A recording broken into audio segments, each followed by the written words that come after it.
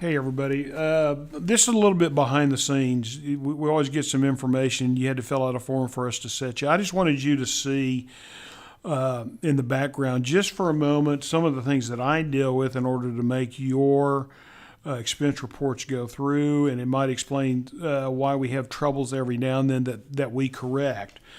Because I'm an administrator, I have access to the settings. And so one of the things we initially do when we set you up, the first thing I do in my reference database is I have a set of vendors. And what we do here is I've got a list of everybody I've got in the system.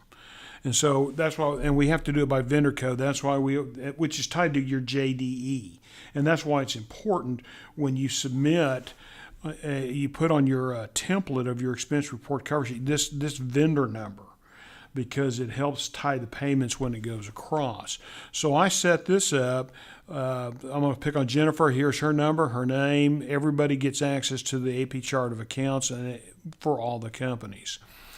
Another thing we have in here is the cost center values. These are the properties themselves. The name, I got their BU number. I also have the name, and then what companies do they hit? What companies? So when you do an import and you import an expense report and you say this is an EVO expense report, you only have access to the properties that have EVO here. Okay, and we put these on and we remove them off by taking away certain things. You can now see. If it has Aimbridge, Aimbridge has got Pillar and everything. That's why this has two. Because yes, it is a Pillar company, but because we pay out of the Aimbridge checking account, I have it listed both ways. One Lodging has its own checking account, so only entering an expense report with One Lodging as the noted corporate entity, you have access only to the One Lodging. And you see all these here. These are all One Lodging properties. These are the Aimbridge TMI properties, and the list goes on and on. The one thing I probably should have shown in the Oops segment, which was before this, but I will show you now, is that when a property leaves us for whatever reason, or is relinked, and by what we mean by relink, it means we sold it to another buyer, but they stayed with us. We cannot use the same vendor number, or the BU number, because the BU number is tied to the owner's bank account. So if we maintain a property that changed hands, we give it a new BU because we have a new owner and a new bank account. But we leave the old BU number up for 3 months so that the old owner can pay off their debts. And so we do have I have a description in here called relink.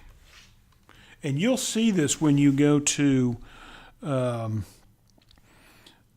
pick your properties. If you ever see this relink, it's important to know what date it was relinked. The initial BU was this, 5764 and 4 zeros.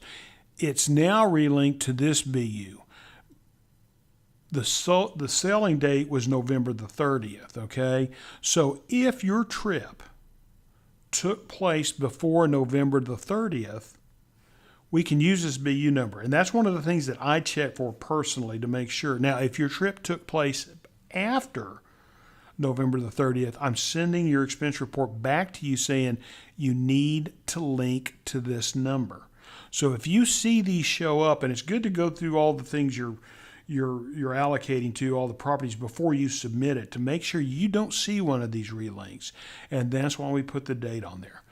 We also lose management of properties and do not maintain the management. So I have what we call no longer managed. Same thing applies. When we stop managing, the old owner typically leaves or even if it's the new owner, the ownership still leaves their bank account open with us to settle past debts. And again, I have the left date on there. Okay, when did it leave? And like this one here still has evolution on it. I move them to a different one, like this Vindicare, so no one can see them. We will take expense reports for trips and events that happened prior to March 17th. If you try to hit this BU with a trip or an expense account charging for an event that happened after March the 17th, it'll be rejected because we weren't managing it then. We can't allocate it. You'll have to go to some vice president, SVP, and you're going to have to get corporate to pay you back, and that's like pulling teeth. So be very careful. Please look at the properties you are allocating to before you hit that submit button, just to make sure you don't have one of these relinks or these no longer manage. The other thing we have in here is the chart of accounts. These are all the ones you see in the little drop downs as you start to type. We do set them up by companies because we do have a few GLs in here that only apply to certain groups. Like One Lodging has one that nobody else uses, and we set it up that way. I may only add to the chart of accounts with corporate's permission or with one of the vice presidents over central accounting in certain properties. I have to, don't call me and say add this, I can't do it. I have to have express written permission to add to this a GL to this system, okay? One other thing I wanted to show you real quick behind the scenes is you. This is where I set you all up. I have a login code that I have that you don't need to worry about, your last name, first name, your email. So when you get emails from me, who's your manager? This is your first approver here, okay?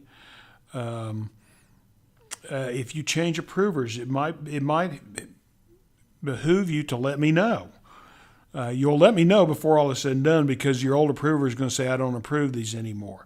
So if you're changing and you get a new approver, let me know. I can make the change very quickly. Everybody has similar roles. Everybody's a buyer and mail, but some people are approvers, like Ms. Christensen here. She's an approver. That's how I can get their name into the manager's area as well. Some people are approvers. Some people are administrators. I have varying different permissions because they're letting me run this thing, so to speak. You can see all mine. A mail department buyer. I have the permissions to change the accounting allocations, the cost center allocations. I'm the approver 3 right now. I'm the administrator. So I set up what privileges you have, okay, and also what companies do you have. Right now we're really basically getting down to only 3 major companies. Prior to that, we were at limiting access based on that. Right now we're trying to give everybody access to Aimbridge, Evo, and One Lodging, the 3 basic checking accounts. All right, that's going to conclude this segment. I've got one more segment left.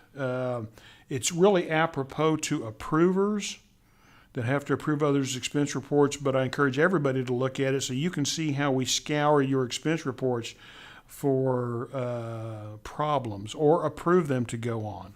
Thank you.